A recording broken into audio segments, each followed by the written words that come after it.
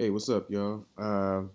Just wanted to touch on something that I've noticed as a tutor, and I have a different perspective as a tutor than I had as a student. So I wanted you guys to be aware of this so that it doesn't catch you off guard, catch you by surprise.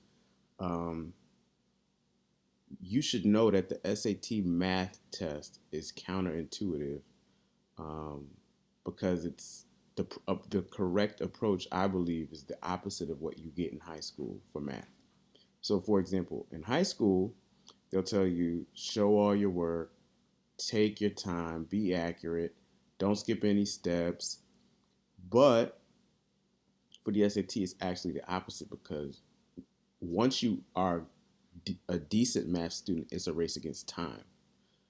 Obsessing over accuracy, I've seen it myself. These problems will trap you and waste your time and kill your chances of having the highest possible score. They're designed like that by really tricky and crafty, you know, these tricky and crafty teachers out there who've been doing this for a long time. They know, just like I know. I know if I have a class, I know how to fail most students because I know what your tendencies are. I know what your weaknesses are. I know what you're going to want to do. I know what you're going to be likely to overlook.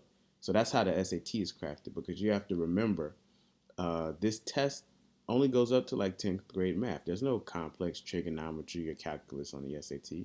So how they make it difficult is with questions that require you to think deeper, right? They're not what most students enjoy. They're easy to plug in and get an answer out the equation. No, they're going to give you word problems. They're going to give you things you have to interpret, graphs, things that are not straightforward and instant things that you're not instantly able to answer. That's how they separate the good from the bad on the SATs. So just be aware that when you're practicing, what you learn in high school is not enough. It's not going to be adequate to make you a top SAT student. You need to train and study and practice specifically for the SAT. Go out and get an SAT book, College Board, Pearson's, whoever, and train under test conditions. That means time yourself. Go concept by concept from your weakest concept on up to what you're most comfortable with.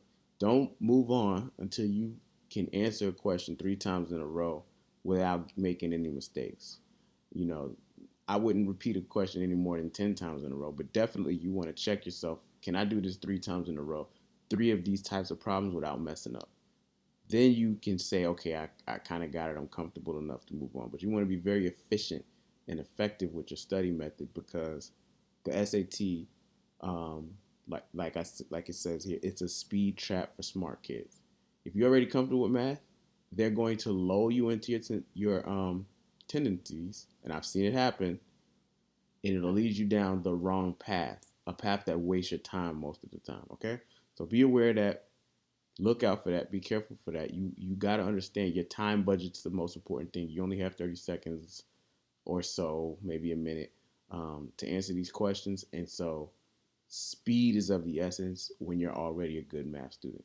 If you're not a good math student, then obviously you need to become more comfortable with the concept. But once you get there, don't think that's it because trying to obsess over accuracy will waste all your time and kill your score. Okay? Watch out for that, guys.